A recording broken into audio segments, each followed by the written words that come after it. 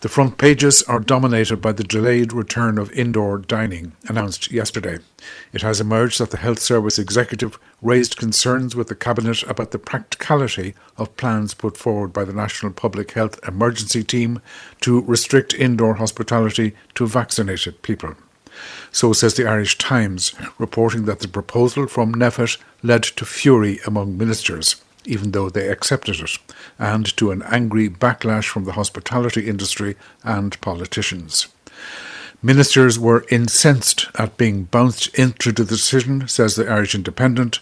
The paper reports that the government is scrambling to develop a vaccine identification system for indoor dining and drinking, after being blindsided by the shock advice from NPHET.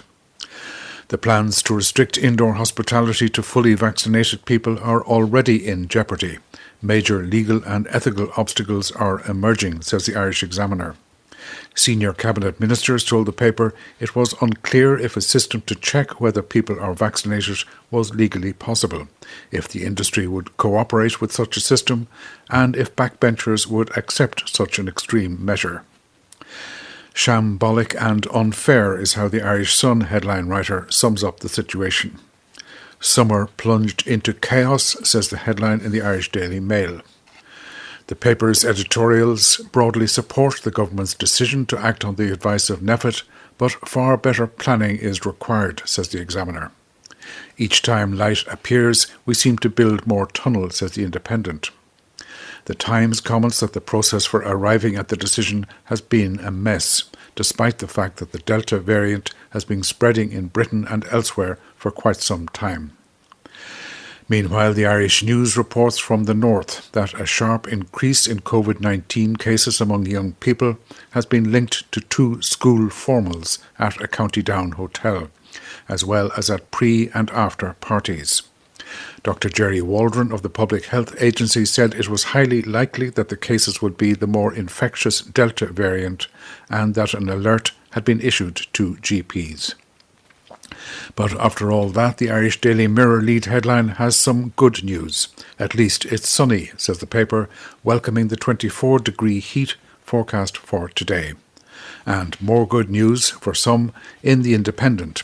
Charlie Weston reports that the largest moneylender in the state is to write off the debts of all of its borrowers. Provident is closing its operations here and has decided that all those who owe it money will have their debts wiped. Weston says the company did not respond to queries, but is thought to have decided that it would be too much hassle to collect outstanding debts now that borrowers know it is pulling out. The reopening of indoor dining on July the 5th is off the table, and a plan to restrict indoor dining to those who've been fully vaccinated has been derided by the hospitality sector and by opposition politicians, described as ridiculous, unenforceable, unworkable, absolutely bananas. And that's just for starters. Today, representatives of the hospitality industry are due to meet the Taoiseach, the Health Minister and the Tourism Minister. Later, we'll hear from Taoiseach Leo Varadkar and Social Democrat co-leader Roisin Shortall. I'm joined now by our political correspondent Paul Cunningham. Paul, who knew what and when? Was this the bolt out of the blue? Was the government blindsided? When did the Taoiseach and senior ministers know the NPHET advice here? We're not absolutely certain, Mary, to be honest. We do know that on Sunday, the Taoiseach Micheál Martin held talks with the Chief Medical Officer, Dr. Tony Holohan, and Mr. Martin in turn then spoke to the Taoiseach Leo Varadkar and the Green Party leader, Eamon Ryan. But we don't know the content of that conversation, and to be honest, it wouldn't usually be disclosed in the same way that the leaders would usually meet on Monday night before Cabinet, and those conversations are also private. What we do know is that the senior ministers didn't know until Monday night when the Cabinet COVID Committee sat down to consider the NPHET advice and found out just the depth of feeling that they had that it should only be vaccinated people who were entitled to go to indoor dining. We know now that there are 5 scenarios from NPHET going from optimistic to pessimistic on the spread of the Delta variant and its impact on this country. We know that reopening of indoor hospitality on July the 5th is off the table. But what else do we know?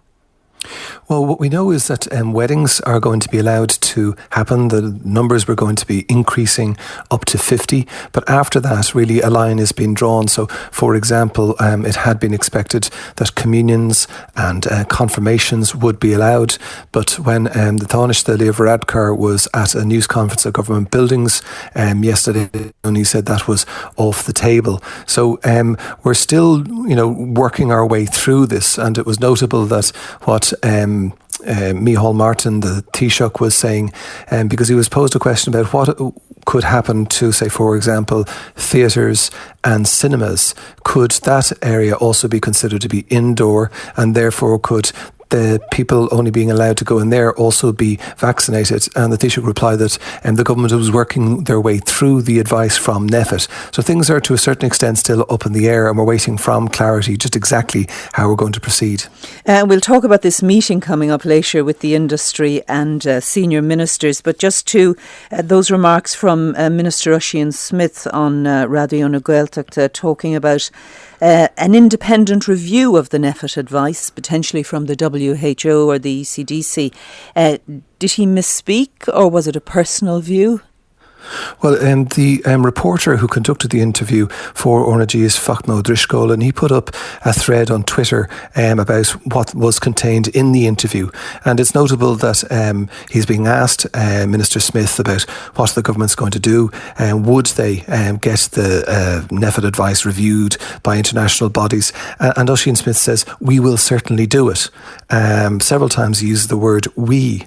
And Fachno Driscoll comes back to him and says, an international body or a body in Ireland, and he says, I don't know, but we will ask for the figures to be looked at. So the use of the word we certainly conveyed to anyone who's listening that they were talking about a government decision here. But in a statement which was supplied later, it was said that Minister Smith was asked on Ornagy this evening if he believed independent scrutiny of NPHET's advice would be worth getting, and he gave his personal advice. So certainly the Minister was stepping back, and it also goes on to say the government will continue to consider the issue on how best to proceed over the coming days. The Health Minister at lunchtime yesterday was talking about listening to the industry, and we hear talk of a plan for a plan, really, about developing how hospitality might reopen indoors. So what will happen at this meeting today between the hospitality industry, the Taoiseach, the Health Minister and the Tourism Minister? Yeah, I mean, the hospitality sector was just stunned because they had expected yesterday to hear that it was likely that their opening was going to be delayed from the 5th to the 19th to coincide with the reopening of international travel. So that's what they'd been expected. And then suddenly they hear it has to be reduced to only people who are vaccinated, and because the alternative is something even worse, that basically indoor hospitality remains closed. So the industry, when they do meet the Taoiseach and the Minister for Health and the Tourism Minister at a pre-arranged meeting, are basically going to be wanting to find out how this plan is going to work. They want a date. More than anything else, they want a date when this limited return of indoor hospitality is going to start. One would expect it's going to be, what would you call it? A difficult meeting, as some direct things are going to be said to each other. But I thought it was interesting that some of the people I was talking to from the hospitality sector really want to know, like, how is this going to work?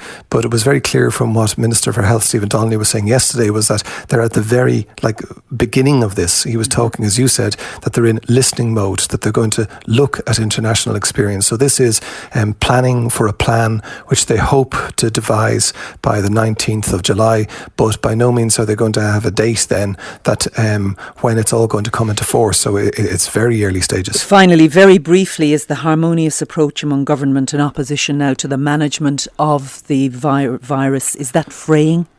Oh, absolutely. I mean, we have had differences before. The Labour leader on the question of antigen testing, Social Democrats on international travel, but this is of a different order, as you say, with Alan Kelly dismissing the plan derisory, saying it was absolutely bonkers, where it's going to be very difficult. You've got government on one side, opposition on the other, and even some of the government TDs, Mary, they're questioning this as well. All right, Paul Cunningham, thank you very much. Just looking at the Delta variant, we are in a race between the vaccines and the variants, so said on Taoiseach yesterday when he announced the delay in reopening indoor hospitality. The government is acting on the advice of the National Public Health Emergency Team. The Delta variant is now dominant here. 81,000 cases and 250 deaths from COVID. Between now and the end of September is the optimistic scenario. The pessimistic outlook, over 681,000 cases and over 2,000 deaths. Rachel Lavin is a data journalist with the Sunday Business Post, and she's not surprised by these modelling predictions because she's been across this story for some time. And Rachel, good morning. Good morning. You were writing in late May about the Delta variant and vaccine efficacy, and you were predicting then that Ireland's reopening plans could be delayed. What were you seeing then, and who were you talking to that led you to this conclusion? Yeah, so I think much of the shock people are feeling today and yesterday, a lot of people looking closely at the numbers back in May were beginning to feel. The main problem that we discovered on May 22nd or May 23rd was when the PHE published their statistics about how the new Delta variant would reduce vaccine efficacy. That presented a problem. So even though the vaccine still works very well after 2 doses against the variant, because it reduced the efficacy of the first dose, that meant, hang on, we're not going to reach the level of coverage until the second dose. So that already suggested that we would be a month behind where we thought we would be by mid-July. The earlier models for the summer were incredibly optimistic when they were based on the Alpha variant. We thought, according to NPHET and the IMAG modelers who work for NPHET, that we would reach this phase in mid-July, where even though we opened indoor dining at that stage, hopefully, there would be a level of natural population immunity from vaccination at that stage that would drive down the cases even though we had reopened. And that was going to be roughly the same time we had 80% of the population, remember, with the first dose of the vaccine. But when we discovered in May that, hang on, we won't get that coverage until a month later, already we were saying this could cause a delay. And at the time, Professor Cathal Walsh, who's a member of NPHET's modelling group, said to the Business Post, if we don't keep this Delta variant out in the next 6 to 8 weeks, it will become dominant and that will delay our reopening. And that was exactly 6 weeks ago. So Delta essentially has changed everything. Yet in May, I think, we had only 100 cases of the Delta variant here. But was that enough? Was it seeded at that stage? Yes. So after this stark warning, and at the time Professor Cathal Walsh did say we should bring in mandatory hotel quarantine to keep this out. That's how seriously some people in NPHET were taking this. But in the weeks that followed, something changed in the narrative. There was wishful thinking that it wouldn't seed, but already it went from 5% of S-gene testing to 20% to 55% as of yesterday for last week. So it has seeded here and it's growing. The cumulative numbers are still small, but the rate at which it's growing is what we should be concerned about. At the same time, our vaccine rollout has been slowing. We've been doing very well, but we were hoping to get to 80% first doses by the end of June. It's now June 30th. That hasn't happened. And we're only thinking we'll get to 70% of adults covered with the first dose by the end of July and 60% with the second dose. So at the same time the variant was seeding, the vaccine rollout was slowing. So that presents a challenge to knowing, we know we're in this race between the vaccine and the variant. The question now is, what is the finish line? At what threshold of population immunity through vaccination, when will we get there? And at what point will Delta be brought under control? Now, the UK are hopeful. They're hopeful that they can go ahead with July 19 reopening if 2/3 of the population, the adult population, are vaccinated. But at the same time, their cases are consistently growing.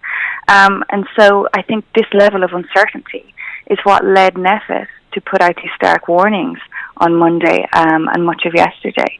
Amidst all this uncertainty about how transmissible the variant is, how much hospitalization it causes, we still don't know, does it cause increased mortality or not, amidst this huge range of uncertainties. They have this huge range of projections that came out. So We are as well, Rachel, and you've written about it, due to reopen travel with the EU digital passport on July the 19th. We have seen across Europe different measures being brought in relation to the UK now, where Delta is dominant. Do you anticipate difficulties ahead here? It's hard to say. And again, within that uncertainty that NPHET is warning about, do we take a more cautious approach, or do we take a leap of faith and go ahead and hope that we can bring this under control? I obviously am hopeful, but I am also concerned that if, where the Delta was dominant in the UK, the rest of Europe is now considering putting quarantine on UK travellers this summer, would that same question, and we do need to think about this, if Delta, if it is now 55% of S-gene testing suggesting it is dominant here or becoming dominant, if we are one of the few countries in Europe where ahead of the others it's dominant, will other countries be as open and welcoming to Irish tourists this summer? That is a question we unfortunately need to consider. For now, Rachel, thank you very much for joining us. Rachel Lavin there, data journalist with the Sunday Business Post. Tánaiste Leo Varadkar will be here later. Let's talk now to Roisin Shortall, Social Democrats co-leader and her party's health spokesperson. Roisin Shortall, good morning. Good morning, Gavin. Do you accept the advice of the Chief Medical Officer? I haven't had any briefing on it, and there's been no sharing of that information or the modelling with the opposition at all. This is a real difficulty. The government hasn't been briefing the opposition on anything to do with COVID, and there's been no briefing since last December. So it's very difficult. And I would say that we have to bear in mind that there are many other eminent people, scientists and public health people, who take a different view. And I think from that point of view, it would be good if we could actually sit down and hear what the projections are, what are the underlying assumptions in the models that NPHET have drawn up. But, you know, it is difficult to understand the figures, and your own David McCullough pointed out yesterday that we've had 275,000 cases overall in the 16 months that we've had COVID here, and NPHET's worst case scenario is talking about 700,000 over the next 3 months. And, you know, that's absolute worst case scenario, and how realistic is that situation, and are there opportunities to mitigate any of those impacts? Okay. So it's those kind of things that need to be teased out, and there is no opportunity to do that, unfortunately. Well, in the letter that has been published, this is the Chief Medical Officer's letter to the Minister for Health, which was published yesterday. It's a 13-page letter where he sets out his reasoning for his advice, and he cites the recent ECDC, this is the European Centre of Disease Control advice, and quotes them as saying, any relaxation over the summer months of the stringency of non-pharmaceutical measures that were in place in the EU in early June could lead to a fast and significant increase in daily cases in all age groups, with an associated increase in hospitalisations and deaths potentially reaching the same levels of the autumn of 2020 if no additional measures are taken. Do you accept that advice? Well, it's a very severe warning, and I'd certainly like to have a briefing on that. But it is clear that there is serious concern on the part of NPHET, and that obviously has to be taken into consideration. My point, I suppose, yesterday was that what the government were talking about in relation to the hospitality industry, that really doesn't stack up, in my view. And you do have to ask, you know, at what point did NPHET become aware that the modelling scenario was so bad? And was the government given warning about this? Because, you know, the Chief Medical Officer and the Minister for Health shared the same building, and surely there was conversation about this. It just seemed to come as a complete bolt from the blue yesterday, and was a terrible shock and disappointment to the hospitality industry. And we'll hear from some of the industry later. Are you opposed to people proving that they've been fully vaccinated to get access to services? What I'm opposed to, Gavin, is a situation where we're saying to people who are not vaccinated that they can't access services, even though they have no control over whether they've been vaccinated or not. And in relation to hospitality, the majority of staff working in hospitality are younger people and people who are not vaccinated. So how can we be saying to unvaccinated people that it's okay to work in hospitality, but it's not okay to actually use hospitality? hospitality. And I think that's very discriminatory, saying to young people, you can serve older people, but you can't avail of the hospitality yourself. And I think that's a real problem. I also think it's a real problem to expect staff in hospitality to check people coming in the door, to check their status in relation to COVID, whether they've had it or vaccinations, because that's not their business. And it's not appropriate either to be asking, to expect staff to ask people about, very personal information. And the other point I would just make is that in relation to many other European countries that do use some kind of pass, most of them provide for people who have had a test, either a PCR or an antigen test. And that removes the discriminatory aspect of this, but that is not being considered here. And we'll hear from some of those countries a little later too. If you accept the advice of the Chief Medical Officer, but you don't introduce a COVID pass, then you've two choices. Keep indoor hospitality closed until much more people are vaccinated, and that's the end of September, or take your chances with Delta. Which is it? Well, what I'm saying is that there should be a system that doesn't discriminate against people who haven't been vaccinated. And the way to do that, in my view, is to provide for a test system along with the other elements of the COVID tests, the COVID passport. A COVID pass that includes a test? Yes, that's right. Because that would eliminate the discrimination element of this. But, the government is saying that it's okay if you have a PCR test to board a plane and to travel anywhere in Europe, but it's not okay to use the same kind of measure for people availing of hospitality. And that just doesn't seem to make sense. Look, this shouldn't have been landed on people out of the blue yesterday. There should have been engagement with the industry. And RTE Radio 1 Sport with Kia. For more on our 212 offers, visit your local Kia dealer or log on to kia.com. So, Darren Frehel, is it coming home? I think so, Gavin. I think so. England and Ukraine have booked their places in the quarterfinals at the Euros. England beating Germany 2-0 at Wembley. Ukraine overcame Sweden 2-1 thanks to a dramatic winner in extra time, injury time. So much drama this week, and it doesn't look like it's letting up just yet. England, though, with a brilliant performance against Germany and beating them in tournament football for the first time in 55 years. So I definitely think it's written in the stars for them. These sides will play in the semi-final, play for a semi-final place when they meet in Rome at the weekend. Raheem Sterling and Harry Kane on target. The goals coming in the final 15 minutes of the match. Relief for Kane, who scored his first goal at these finals. Amazing afternoon for us. Obviously a lot of pressure, a lot of build up to this game. We had a long time to wait. So to perform and win 2-0, another clean sheet, we will enjoy it. But of course we'll be looking to get another result on Saturday and hopefully be back here. Does it feel like a weight's been removed, or did you feel it was going to come? Yeah, I mean, I've always said as a striker, just be ready for the next one. Whenever it comes, it might be 3 games, might be 5 games, it might be in the next game I'll get another one. It's just part and parcel of the job, and I've always backed myself to take chances when they come. I want to be helping the team as much as possible, so it's nice to do that today. So can they win it? We'll ask that of Ray Houghton a little bit later on in the programme. Great night for Mark English. He has qualified for a second successive Olympic Games. He did it in some brilliant style, breaking a 26-year-old Irish 800-metre record at an event in Barcelona. He ran a time of 1:44.70 seconds, just hours before the Tokyo deadline. He was cutting it pretty tight. David Matthews had that record before him. It stood since 1995. Incredible stuff. Elsewhere, extra time required last night in the Bord Gáis Energy Under-20 Hurling Championship as Laois beat Westmeath 4:33 to 4:27.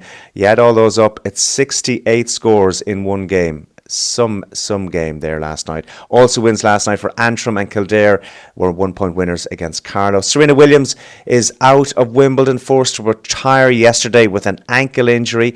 Now in golf, the Dubai Duty Free Irish Open gets underway on Thursday at Mount Juliet. Rory McIlroy, Shane Lowry, Padraig Harrington and Graham McDowell all in the field, and you can follow the action on RTÉ Television. Greg Allen will keep us up to date throughout the week here on Radio 1. Greg has been talking to Rory McIlroy, who is hoping to take some of his US Open form into this event. I felt in control of my game on Sunday, And there's been some times where I haven't felt completely in control of what I've been doing out there, especially when it's a pretty high pressure situation like the final round of a major. So that was very encouraging. You know, I came off the course obviously disappointed with the way I finished, but very encouraged by just sort of how I felt out there. So I tried to spend as much time as possible with the family last week before coming here, so I didn't practice that much, but you know, I don't think it's going to leave me in a week. And you know, I hit a few balls and played 9 holes today, and it feels pretty good. About 4 months or more into the Pete Cowan changes, you know, Pete from back when you were a boy, you know, so you do know that it's a very familiar type of person doing something somewhat different. How much closer are you to being so free with your swing that you can play with that freedom that we've seen from you before? It's very close. First time in a while where I've had, you know, the same consistent 2 or 3 swing thoughts for like a while. Felt for the last year or so it's sort of been try something for a few weeks, go away from it, try something else, where it's nice to have some consistency in the thought process that you're going through. Yeah, at the start it took a while. Even at Quail Hollow probably didn't feel quite as, you know, as good as it does now, but just every week it's just started to feel a little more comfortable. And finally, Mark Cavendish won yesterday stage 4 of the Tour de France. EU citizens living in Northern Ireland have until midnight tonight to apply for permission to stay in the country. As part of the Brexit agreement, the UK government started a settlement scheme to allow EU nationals living in the UK to apply to remain. According to its latest figures, the Home Office says more than 86,000 applications have been submitted in Northern Ireland so far. But migrants' rights groups are concerned thousands of people will miss the deadline and find themselves living here illegally. Our reporter Una Kelly has been speaking to people in Northern Ireland about their experiences with the settlement scheme. Und woher kommst du? Ich komme aus Derry. Und wo wohnst du? Ich wohne in Nordirland. Marion Lubica runs through some of the basic role play she teaches her pupils. After moving to Northern Ireland from Germany in the 1980s, she spent 36 years working as a German teacher in secondary schools here and raised her family in Derry.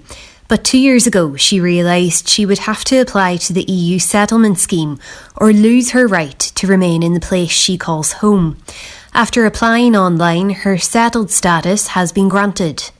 I feel I have worked here for the last 36 years nearly. I've been paying taxes all of my life. I have 2 children who also are working. Yes, it makes me unwelcome, as if I have to justify my existence here. New people have said to me, well, you might just have to apply for British citizenship. I'm not British. I think I should be allowed to be German and contribute here. And I mean, I've given everything. I've given a lot of work and my life. It's unfair that after all these years, someone should say, well, we will decide whether you can stay or not. I'm beside myself with concern. Bernadette McCalliskey, or Bernadette Devlin as you may know her, is the coordinator of the South Tyrone Empowerment Programme, an organisation that's been assisting EU citizens in their applications. She says low-paid workers and those in precarious circumstances had more difficulty applying online and getting the right documentation. It has been significantly more challenging than the government envisaged, and it is challenging for people who have hardship of any description in their lives. It's hardship for people who haven't had secure tenancies, and it's difficult for women who have left abusive relationships and maybe not had their documents with them. So all kinds of things have made it harder than the online English only, this will only take 20 minutes perception of the scheme. Dzień dobry, Agnieszka Łuczak, Migrant Center NI. W czym mogę pomóc? My name is Agnieszka Łuczak and I'm the manager for the EU Settlement Scheme Support Project within the Migrant Center NI. I don't think anything could have prepared us especially for the last 2 weeks. The number of inquiries, phones, emails, messages has been just unprecedented. We did not expect that so many people have not applied to the scheme. We did not expect to get so many people without valid forms of ID who would need to make paper applications, and the number of people who are still to apply is quite large. Are you concerned about that? What will happen to those people, do you think? We are very concerned because potentially those people will lose the right to reside, they will lose the right to use the services, the NHS, they might lose employment. The government obviously has put out guidance for late applications. However, if somebody just missed the deadline and they don't really have a reasonable ground, we don't know what to expect, and we don't know how understanding obviously the departments will be. I'm just looking through the regulations that are actually being supplied by the Home Office in relation to the... Jerome Mullen has been the Honorary Consul of the Republic of Poland in Northern Ireland for the past 12 years.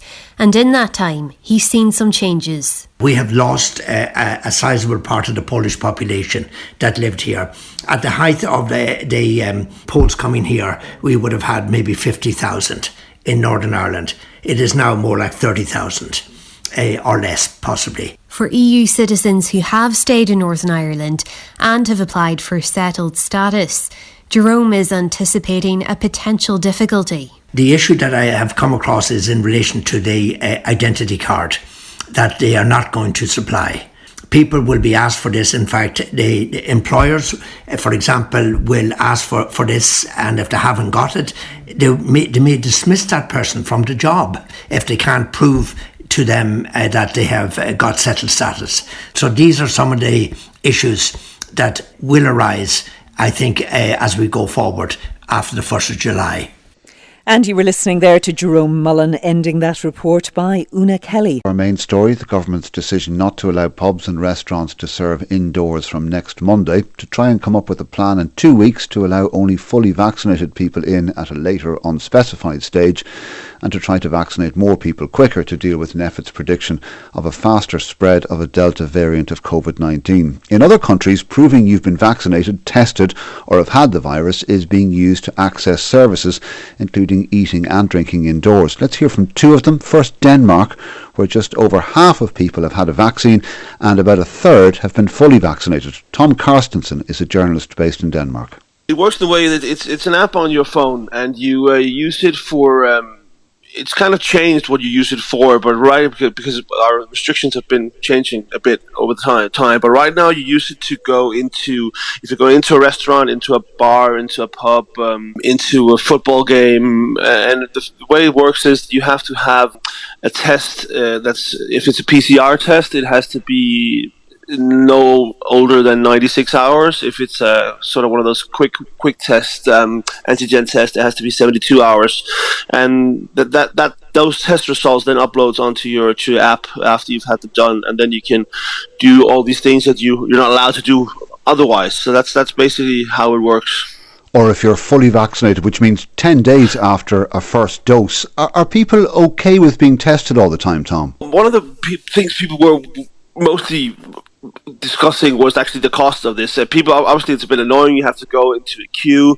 Those queues have gone down now as the amount of people who have the first jab has gone up. So obviously, the more people that get the first jab, then the less queues there are. But one of the things people have been worried about is actually the cost of these tests, because it was an estimated about 6 or 7 million euro a day the government was forking out for this. That's always been a debate. The requirement to have a corona pass, Tom, what effect has its use had on bars and restaurants?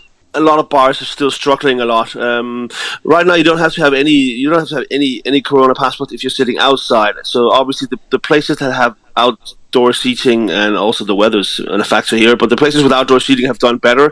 But a lot of bars are still struggling and are still running on with very poor financial situation. But it's made it possible to open, but it hasn't been the miracle cure. It's not like everything is just happy days now. But it's obviously it's made the difference that people can actually reopen their bars and people can actually go out. So it's obviously saved some bars, but obviously some pubs and restaurants are still struggling a lot.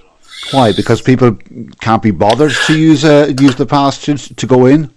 Yeah, I mean, there's not any sort of spontaneity is kind of gone. I mean, I suppose I've lived in Ireland and in England myself, and let's go grab a quick pint. That kind of sentence is not really as frequently used. If you have to, before you grab the quick pint, you have to go and get an antigen test. I mean, it kills a lot of spontaneity, and then obviously people then just don't. A lot of people just don't go out or don't do it because they haven't really just been around to getting that test, or they haven't got the time for it. So obviously that's a major issue here, and everything kind of spontaneity is kind of dead with it. That's Tom Carstensen in Denmark. Let's go to Israel now. Paul Kearns is in Tel Aviv. Hi, Paul. How does the Green Pass work there? Good morning. Well, basically, when the government introduced it, you downloaded it from the Health Ministry, an app from the Health Ministry, or you printed a cert online, and you presented it at a restaurant or whatever was needed. And the data about vaccination is all digitally coordinated, so it's quite easy to do. And it's been in place for about 3 months, but it's been abandoned now because the caseload has fallen so low. And did you have to be vaccinated, or like in Denmark, can you use a COVID test instead? No, you had to be fully vaccinated. And that's about 2/3 of the population at this stage? Well, at the time it was introduced, maybe a big difference between Ireland, about 50% of adults had a first dose, which was about 80% of adults. And the speed of the vaccination when it was introduced meant that it wasn't as socially divisive because, young people in their 20s were getting vaccinated pretty quick. So that wasn't, seen as a big problem. It was also helped by the fact that the workability of it, in that the airport has been closed in Israel to foreigners for at least a year and a bit now. So you didn't have the challenge of, different nationalities, arriving at restaurants, etc., with different information or different apps, or people being unaware. So that made the thing also, it worked well. You said it's been abandoned because of falling case numbers. Is there any suggestion or fear in Israel that it will be reintroduced because of Delta? There's concern. About 2 or 3 weeks ago, the caseload had fallen to 12 a day. And yesterday it has risen to about 300. So there is some anxiety. Up to 10 days ago, there was the mask mandate indoors was abandoned. So literally there was no restrictions apart from people arriving from abroad who are non-Israelis. But the indoor mask mandate has been reintroduced a couple of days ago. So there is some concern that they may have to introduce it. At the moment, the government is giving an indication that there'll be no more additional restrictions and they won't introduce it. Okay. Paul Kearns in Tel Aviv, thanks for speaking to us again. If you are a hotel guest, you can dine indoors in the hotel's restaurant today, but you can't dine indoors at any of the restaurants near your hotel. The decision to delay the reopening of indoor hospitality adds further pressure to an already struggling sector ahead of peak holiday season in Ireland. Elena Fitzgerald-Kane is president of the Irish Hotels Federation. Elena, do hoteliers sympathise with restaurateurs? Absolutely, and I suppose it's fair to say, Petula, that we also, I suppose, are feeling the impact of this as well. For a lot of hotels, they mightn't have a lot of bedrooms. They're very dependent on guests coming in from the outside. And that, there's implications potentially for events and other stages. So it's fair to say we absolutely empathise in many ways, but equally we feel the pain of it as well too. How are COVID safety measures working out in hotel restaurants? I suppose I can only look at it from a broad hotel context and just say I feel it's worked remarkably well. I have not been advised of any issues around, any clusters, etc. Thankfully, there's no HPSC data available at the moment. But I suppose we've built on the practices we've had in place last year. But the big difference this year is our guests know, what they need to do. I think we're very much kind of socialised in terms of safety and everything that goes with it. Everybody wants to make this work. And that's something that we've seen great willingness in terms of our teams and that as well. And it's been a very successful and a very safe reopening so far. And having applied those safety measures, do you think restaurants could open and operate if they followed those exact same guidelines? Initially, the reason why hotels were probably given the green light a little bit earlier is because many hotels were open for essential services and providing restaurant services. So that, I think, was part of the phased reopening. The reality is, when it comes to, the actual, I suppose, services on the ground, it's the same principles that are applied. It's no different. Whether there's a perception that hotels and guest houses have more space or not, and that was part of it, or whether it's, again, part of a phased reopening, I don't have that insight, Petula. But in terms of actually running the restaurants, it's exactly the same kind of safety principles and procedures that are in place. Elena, the government is looking to devise a new system to verify vaccination or immunity to facilitate indoor dining. Do you think it's workable, or are hoteliers just relieved that they won't have to apply it? I have grave concerns about it, and I suppose the ability for it to be turned around. We've seen very successful systems in place in Israel and in Denmark, but the deadline of kind of having something in place in 2 weeks, it's a huge task, particularly when we don't know what the digital green certificate is going to look like. I suppose many of us now are blessed to have the lovely paper cards in terms of our vaccines, but how does that translate into a passport or a vaccine passport? And it's not even just having it, it's I suppose, the way that you're able to record the data and everything at the point of entry. Now, there is a conversation starting with government today in terms of, I suppose... Oh, Elena's line seems to be gone there. That's a shame, but we're coming up to the end of business news anyway, so we'll leave it there. 50 guests will be able to attend wedding receptions from next Monday, so that was some good news for hotels yesterday as well. Elena Fitzgerald-Kane, President of the Irish Hotels Federation, thank you very much for your time this morning. It has emerged that the Health Service Executive raised concerns with the Cabinet about the practicality of plans put forward by the National Public Health Emergency Team to restrict indoor hospitality to vaccinated people. So says the Irish Times, reporting that the proposal from NPHET led to fury among ministers, even though they accepted it, and to an angry backlash from the hospitality industry and politicians. The Irish Independent reports that the government is scrambling to develop a vaccine identification system for indoor dining and drinking after being blindsided by the shock advice from NPHET. The plans to restrict indoor hospitality to fully vaccinated people are already in jeopardy. Major legal and ethical obstacles are emerging, says the Irish Examiner. Senior cabinet ministers told the paper it was unclear if a system to check whether people are vaccinated was legally possible, and whether the industry would cooperate with such a system. Shambolic and unfair is how the Irish Sun headline writer sums up the situation. Summer plunged into chaos, says the headline in the Irish Daily Mail. Editorials in the papers broadly support the government's decision to act on the advice of NPHET, but far better planning is required, says the Examiner. Each time light appears, we seem to build more tunnel, says the Independent. The Times comments that the process for arriving at the decision has been a mess, despite the fact that the Delta variant has been spreading in Britain and elsewhere for quite some time. Meanwhile, the Irish News reports from the north that a sharp increase in COVID-19 cases among young people has been linked to 2 school formals at a County Down hotel, as well as at pre- and after parties. Dr. Jerry Waldron of the Public Health Agency said it was highly likely that the cases would be the more infectious Delta variant. But after all that, the Irish Daily Mirror lead headline has some good news. At least it's sunny, says the paper, welcoming the 24-degree heat forecast for today. And more good news for some in the Independent. Charlie Western reports that the largest moneylender in the state is to write off the debts of all of its borrowers. Provident is closing its operations here and has decided that all those who owe it money will have their debts wiped.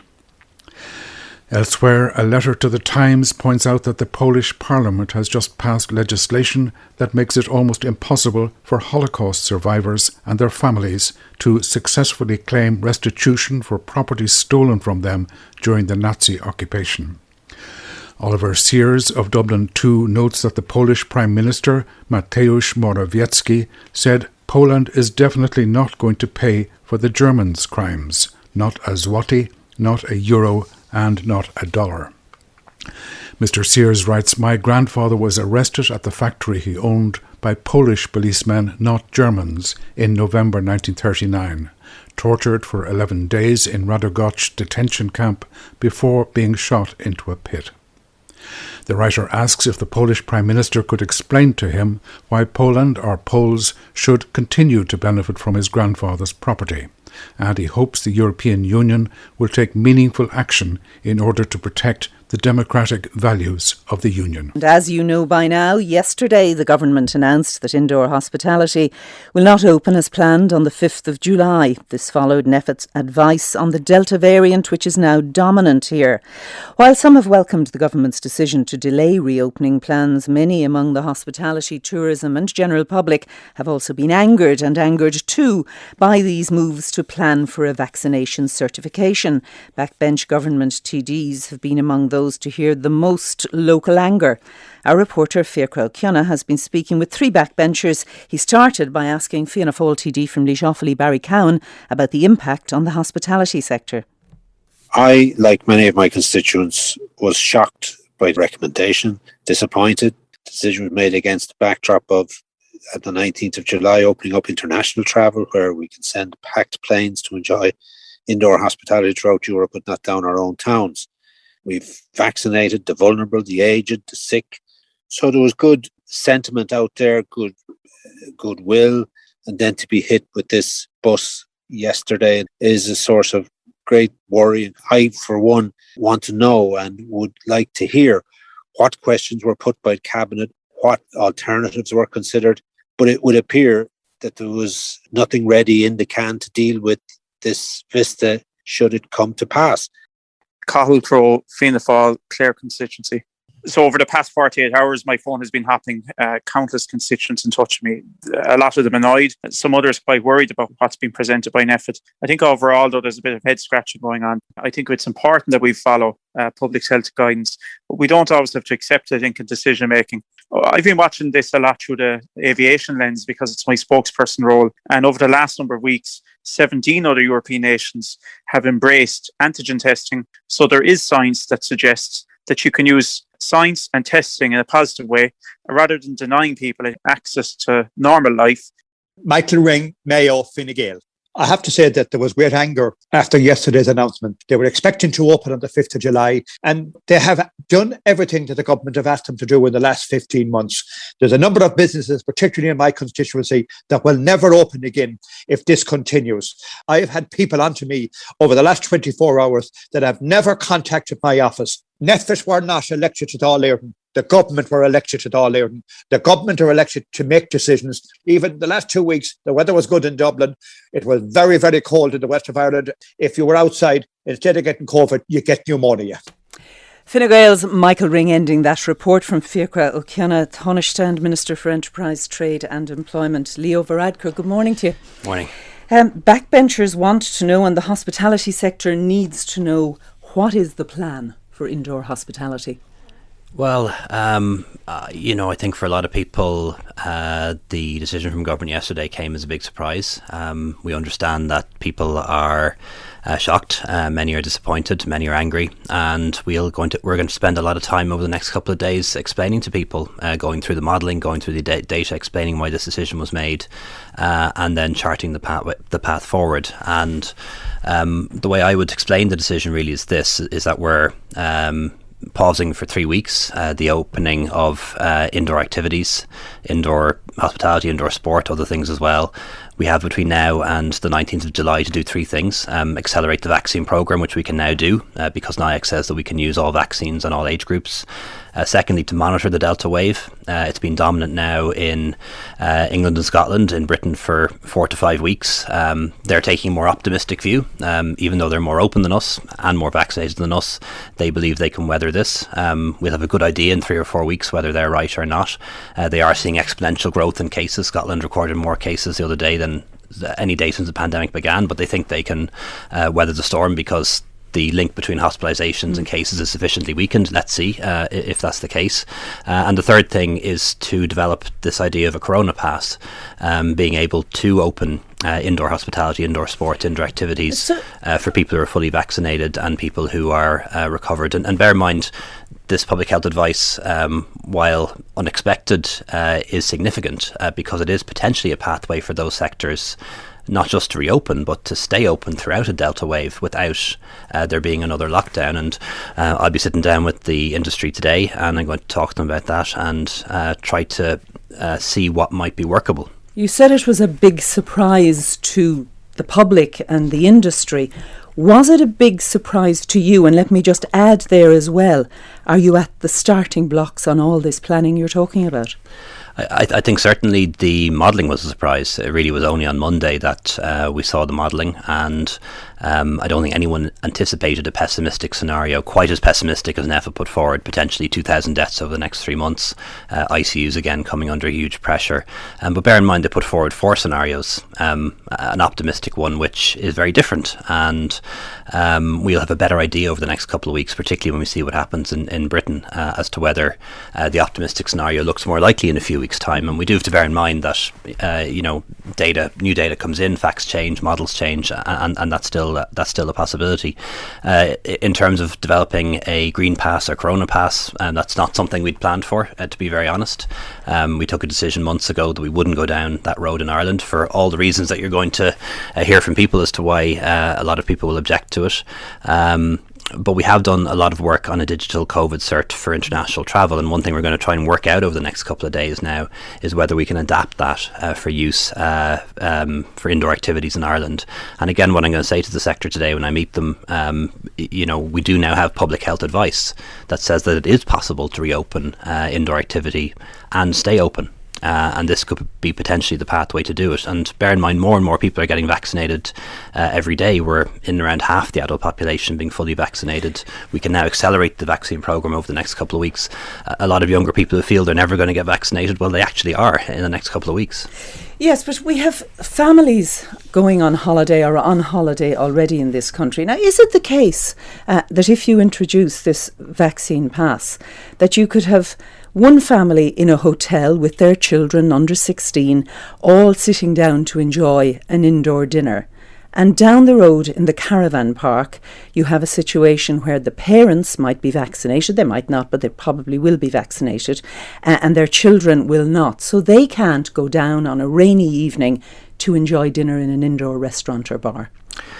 Well, there will be anomalies, and there are details we have to work out. So when it comes to hotels, it's always been the case that hotel residents have been able to but that would be food. The situation. The family in the hotel, they can all sit down together. The family in the caravan cannot. Yeah, and the reason why that is that even during level 5, even during the worst period of the pandemic, we allowed hotel residents to be served a meal indoors, and that's not something that we intend to change. One thing we'll have to look at is children under 6. They are often exempt in these systems. Might be possible to do that. And the children under 16 are not being vaccinated. That's more difficult because obviously children of that age group can get and transmit the virus. But these are things we're going to have to figure out and try to work out over the next and not next just period. That, but this as well, that the staff serving the tables potentially, more than likely, will not be vaccinated. Well, I think bear in mind it's never been the case that you had to be vaccinated to go to work throughout this pandemic. We've had healthcare workers going to work unvaccinated, teachers in front of classrooms, people working in retail, driving buses who aren't vaccinated. What NEFID is saying to us is that if you were working indoors in a restaurant or a pub and all of your customers were fully vaccinated, that's actually a low risk scenario. But Do you of course, think that's staff will be fair? protected Do you with think masks. that's fair? I don't think anything's fair about this pandemic. That the young people serving the table are being told you'll have to wait up to September to get a vaccination, but it's okay for you to work and serve the food to the over 30s, let's say, who are vaccinated. No, I don't think anything is fair about this pandemic, and science isn't always fair. But this is the reality that now faces us. The alternative to opening with the Green Pass, with the Corona Pass, is not opening at all, having to wait until September when we achieve herd immunity. Maybe not even then, who knows, there'll be more variants then, we'll be heading into winter. So is it fair to say to businesses that you may never reopen, or certainly not this side of September?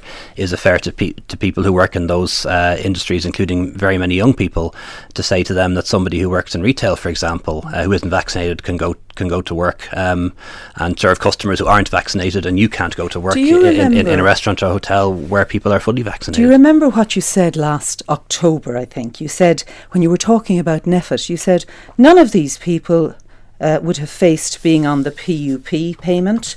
None of them will have to tell someone that they're losing a job. None will have to shutter a business for the last time.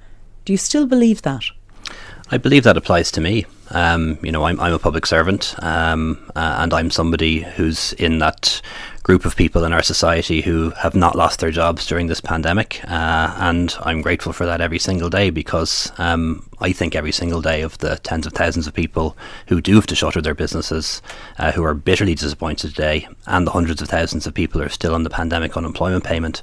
And we have a particular responsibility as politicians, as elected people in government, to be aware of that when we take decisions and when we don't take them lightly. And you were referring to NPHET when you made that statement last October. Would you consider now getting an independent evaluation of the NPHET advice? We're not going to commission an independent evaluation, but what will happen is all of the data from the modelling group will be published, all of the assumptions behind it will be made available, and I would certainly encourage people who have an interest in this area, and there's lots of them, mathematicians, scientists, virologists, doctors, public health experts, to take a look at the data and scrutinise it. I hope that NPHET is being too pessimistic here. I hope NPHET turns out to be wrong.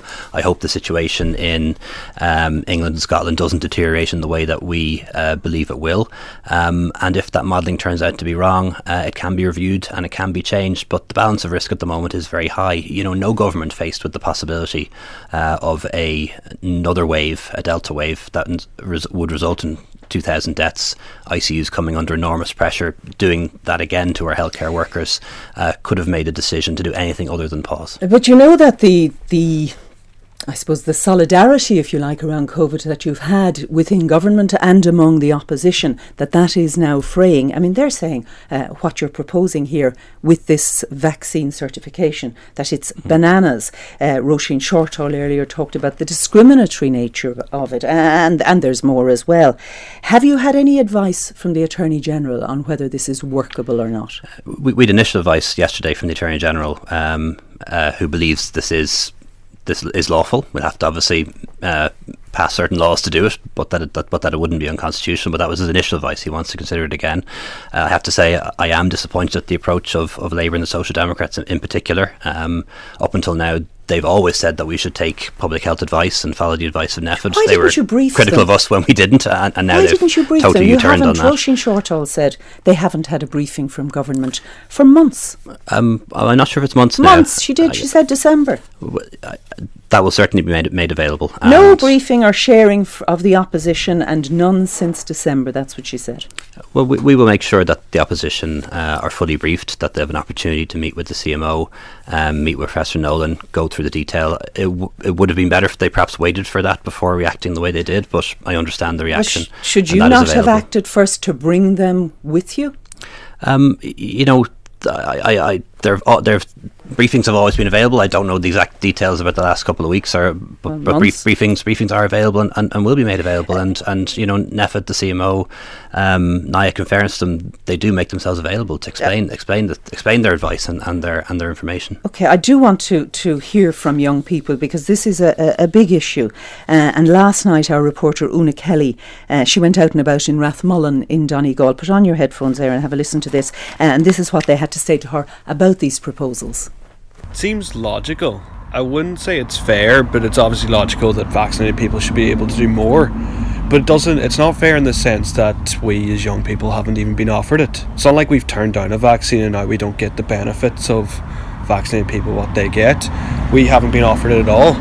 So it's like we're being excluded based on an option that we weren't even given. We've missed out on so much that you're nearly fed up. You just want it all over, and it's like dragging on and dragging on. At this stage, we're just kind of taking what we're given. I think that's kind of the real puzzling fact of it, that a lot of the pubs and restaurants are made up of younger staff, uni students just trying to make a bit of money over the summer. That side of it, I don't think it's been thought through, but it'll be interesting to see. Maybe it'll speed up the timeline for people getting their vaccines. I think it's a bit outrageous, to be honest. It's very unfair on young people. I don't really understand how the government can be planning to move forward with international travel from the 19th and not be allowing indoor dining. And I think we all felt quite safe last summer dining indoors. In terms of reopening in general for the hospitality sector, they've had like the most woeful couple of years, or 2 years, or a year and a half. It's better that they're opening to some than none at all, which was one of the options at one stage. And the biggest question for me is who's going to be serving these people that are vaccinated and going in. Because at the end of the day, it's the main people that are serving in restaurants, hotels and stuff, they're all under a certain age. The thought process behind it doesn't make much sense to me at all. It's not really fair that we have to be expected just to either sit outside or just wait at home until it all gets good. Taoiseach, do you want to respond to the young people there who talked about the unfairness of what's happening to them? Well, it is unfair. And I think if you listen to those comments in the round, they're eminently reasonable. You know, I think they could have been a lot angrier, and perhaps I would have been angrier if I'd been asked that question when I was their age. The best thing we can do for younger people is get them vaccinated as quickly as possible. And the best news that we had yesterday was the decision from NIAC that we can now use all vaccines on all age groups, and that will allow us now to accelerate the vaccine programme. And there are people in their 30s and 20s who think that they are never going to get their vaccine. They're going to get it in the next few weeks, and that's the best thing we can do, get everyone vaccinated as soon as possible. That's now a possibility. And bear in mind another positive thing that will happen next Monday. Outdoor gatherings of between 200 and 500, if organised, will be allowed, and people can meet up at home in private homes if they're fully vaccinated, with no limit on numbers. So, you know, there may be a sense today that we're going backwards. We're actually not. We're going to go forwards on I think there's a sense Monday. of perhaps, to stay with that word unfairness, because 50 can attend a wedding, 50 can attend a church service, yet you said yesterday no confirmations or communions will take place. You can go to the cinema, and these gatherings you talk about, and people meeting outdoors and people meeting in family homes and gardens, despite the fact that the outbreaks, we were told earlier on, were happening in family home environments. And yet the one sector, and they feel this, the one sector that's being hammered is the hospitality sector. I think there's a few different things there. You know, bear in mind in cinemas it's socially distanced. I'm not sure if you had a chance to be at a cinema in the pandemic. I've had the pleasure of it, and it's indoors, and ventilation is a factor. And you're very spread out. It's not 4 or 5 people at a table. There's 4 or 5 seats in between you, so it's a different scenario. But perhaps with vaccination passes, we'd be able to have full cinemas again, or in full theatres again. Bear in mind the possibilities that are now open to us. When it comes to household gatherings, we are saying that people who are fully vaccinated can meet up in private households without any limit on the numbers. You know, that's a real positive that we weren't able to do up until now for 15 months. The maximum was something like 15. We can now have relatively large numbers of people over at your house if they're fully vaccinated. More people get vaccinated every day. Why no communions or confirmations? The advice again from NPHET is that they should be deferred. Is it? And it is. Oh yeah, absolutely. And that's the advice, and that is again because communions and confirmations are associated, unfortunately, with social events thereafter, and there have been super spreader events linked to them. I know that can be true as well of funerals and weddings, but not so easy to defer. People want to work, but if they can't work because of the rules around indoor hospitality, you're extending the PUP payments?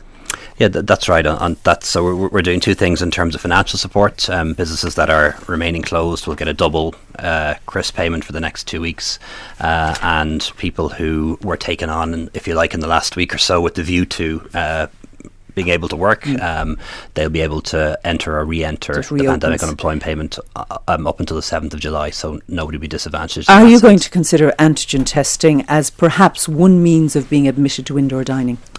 I definitely think we have to consider testing. Bear in mind how the digital certificate works. It's vaccine recovered or a recent negative test. That's how the cert actually works at the moment. So I do think that's something we have to give close consideration to. It would be a departure from public health advice. I need to be straight about that. But I think that is something that will have to form part of our considerations. And is it still full steam ahead for the digital passport for overseas travel from the 19th of July? Yes, it's not without its complications to including produce those PCR certs. testing?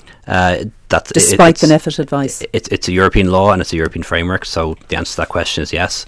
But the public health advice, let's be very clear, that the public health advice is that people who, if you're not fully vaccinated or if you're not recovered from COVID in the last 19 months, you shouldn't engage in international travel. That there is a risk that you could get infected, bring the virus or a variant back to Ireland. That's the public health advice. That is very clear.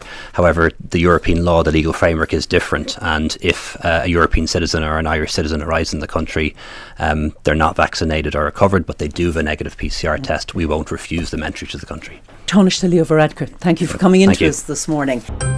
RTE Radio 1 Sport with Kia. For more on our 212 offers, visit your local Kia dealer or log on to kia.com. John S. Doyle was telling us what was on the front of the papers here this morning. Let's give you a look at what's happening in England this morning. 55 years of hurt never stopped us raheeming. Time to dream. By George, we did it. Lionheart 2, Germany 0. Darren, we'll get to that in a minute. Tell us about Mark English first. Go on. Well, Mark English, the Euros is one thing, but Mark English, just to put this into context and what he did last night, Gavin, he has qualified for a second successive Olympics, and he did it in some incredible style. He broke a 26-year-old record last night in the 800 metres. He was running in Barcelona, and he beat Dave Matthews' record, which has stood since 1995. He ran it in a time of 1:44.70 seconds. And what's all the more remarkable is this was his last chance to book a place to the Olympic Games. So he did this and achieved this just hours before the Tokyo deadline. So well done to Mark English. He is on that plane to Tokyo and we wish him very well. Lots of drama at the Euros. It's becoming a nightly occurrence now, isn't it? And England and Ukraine have booked their places in the quarterfinals. England beat Germany 2-0 at Wembley. Ukraine beat Sweden 2-1 and they had a dramatic winner. It came in extra time, injury time. The sides will meet in a semi-final place when they play in Rome at the weekend. England midfielder Declan Rice took the opportunity in his post-match interview to deliver this message to some of the doubters and the critics. So many people have written us off or doubted us or had things to say about us that are not very nice. But as players, you read them kind of things and you park it in the back of your mind and you want to go out there and prove them people wrong. And I feel like 4 clean sheets in a major tournament is outstanding. And to put the balls in the back of the net as well. People were talking about H not scoring. He's just come up with the best moment of probably my career to witness that. So yeah, we're fully focused, we're fully ready, and whatever comes, we're going to be ready to keep battling and fighting on. Well, Ray Houghton joins me on the line. Ray, do the critics need to start giving the English side a little more credit? Well, listen, they've done remarkably well. 4 clean sheets in the 4 games that they've played. But the reality is, Darren, is they haven't played that well. I mean, last night I thought that was their best performance. I thought defensively they looked nice and solid. There was nothing in the game, and they got the goals at the right time. But they needed Jack Grealish to come off the bench, really, because prior to that they weren't really creating a great deal. He came off, just that extra, bit of guile in the final third. He played the ball on to get the cross in, which led to the first goal for Sterling, and then he crossed it for Harry Kane for the second. So he had a major impact. It'll be interesting to see what Gareth Southgate does when they play against Ukraine, and when it comes to tactics. He started with 4 in the first 3 games, and he went to a back 5, and if he plays Grealish or not in this upcoming fixture. But they should win. I mean, having watched Ukraine, they've done well to reach the last 8, to be honest, because in the previous game against Austria they were pretty poor, and then they got the winner in the last minute of extra time last night. So they'll be coming in, they'll be happy enough with getting to the quarterfinals. But for England, it's about reaching the final now, because the route they've got is the easier of the two. Yeah.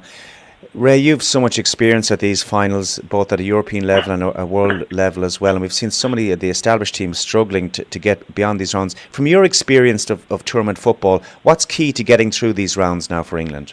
Well, it's not always playing well. You know, that's a fallacy. That's a nonsense. It's not always about you're the best team at every game.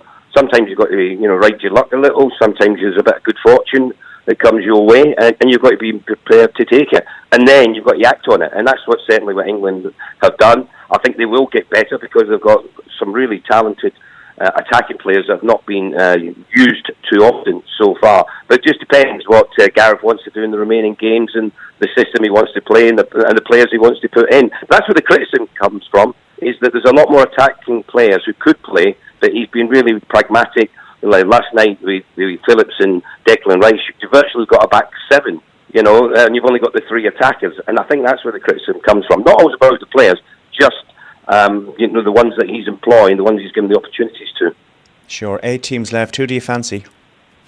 Well, I've actually gone down for an England versus Italy. In fact, that's my predictor, how I put it along. You was putting your teams early.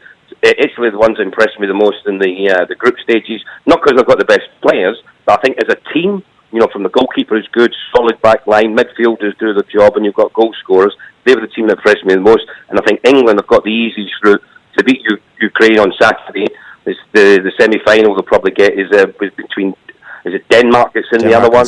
Yeah, Denmark, yeah. Yeah, that's the Czech Republic have already beat. So that's probably the easier route through. The other one's fraught with danger. You've still got Spain, it's in that in there, and you've got Belgium against Italy in the next round. Some really tough games, whereas England, if they keep the focus, keep that determination, keep that belief, as Declan was talking about, then there's no doubt that they're, of that remaining four that's there, they're the best of that four, so they should get through to the final. Okay, great talking to you, Ray. Thanks a million. The Dubai Duty Free Irish Open gets underway on Thursday. Rory McIlroy back in the field for the first time since 2018. The tournament comes 2 weeks before the start of the Open, and he's been telling Greg Allen how important this week is for him. You're back in Ireland first and foremost, and it's been not that straightforward. You'd love to have brought the family with you, but it's Mount Juliet, it's a gorgeous venue, it's the Irish Open, so there's a lot to go with here. How are you feeling about this? Yeah, I'm feeling good. It's nice to be back. A bit of a shame that I couldn't bring the family with me, but I mean, it's FaceTime and everything else makes it a bit easier. It's going to be a great 3 weeks of golf. I'm looking forward to playing here, hopefully getting off to a good start in this run that I've got coming up. Go to the Scottish, go to the Open. But first and foremost, I want to play well here this week and get my game in shape. And I was really encouraged by with the way I played at the US Open. Hopefully, I can just have a continuation of that and give myself another chance to win. Yeah, looking forward to that. Finally, Serena Williams out of Wimbledon, out with an ankle injury. The former US President Donald Trump will today visit the US-Mexico border amid a surge of migrants trying to illegally enter the United States. Border Patrol agents are arresting thousands of people a day, with the vast majority being sent back to Mexico. Our Washington correspondent is at the US-Mexico border in Texas. He's been telling us about the situation there.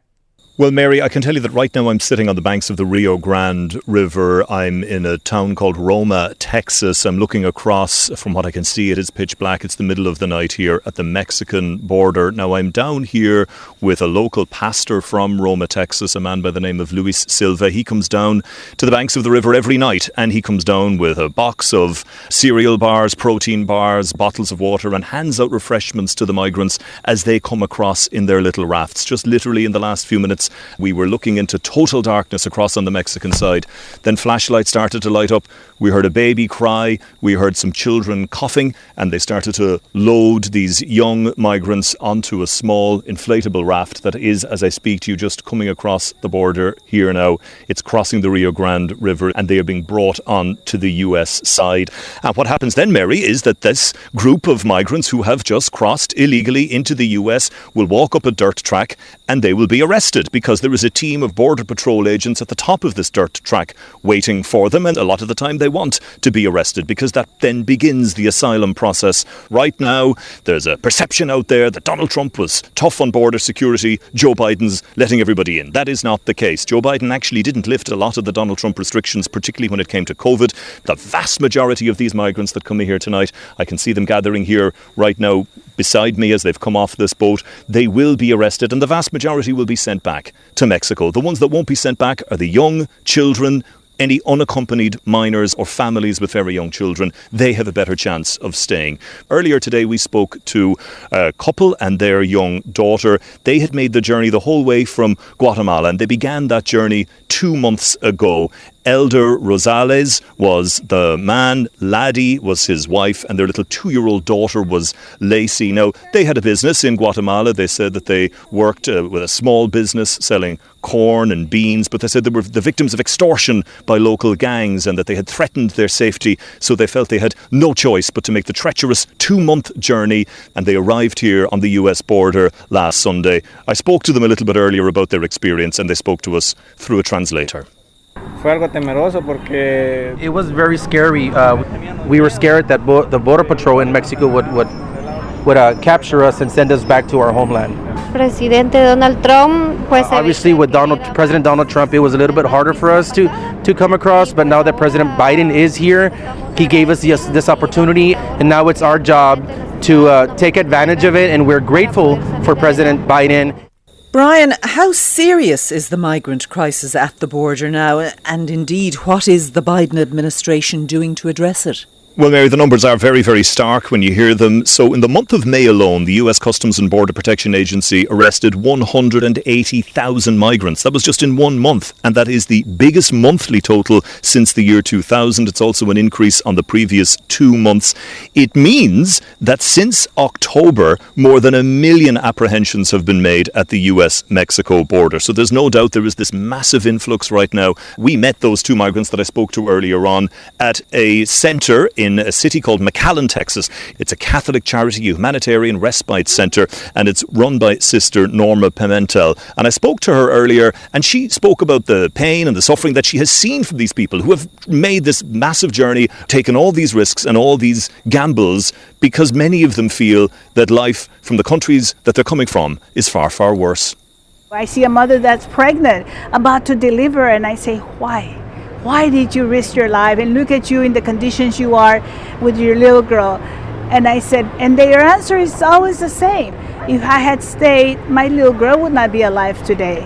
I think that we had to risk and come and pray that we will be safe somewhere else. Brian, the former US President Donald Trump will visit his famous border wall today. What are we expecting from that visit? Well, I think we can expect a lot of criticism of the Biden administration and of their immigration policies. Donald Trump is in I told you so mode. He held a big rally at the weekend. He's going to hold another one next weekend. And at last weekend's rally, he spoke a lot about how Joe Biden's immigration policies were damaging and that they had led to this surge and that he was weak on border security. And interestingly, Mary, we went to see Donald Trump's famous border wall earlier on in a part of Texas today.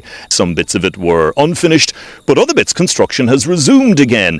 Joe Biden, when he became president, he stopped funding Donald Trump's border wall. But here in Texas, Governor Greg Abbott has started to build the wall again himself. He's using state funds and he's also using private donations. Joe Biden, for his part, has appointed his Vice President Kamala Harris to look into the root causes of migration. And she had come under fire for failing to visit the border, but she did eventually visit the border herself on Friday. But Donald Trump, of course, quick to come out and say the only reason Kamala Harris was going to the border was because he was going to the border today. Brian O'Donovan reporting there.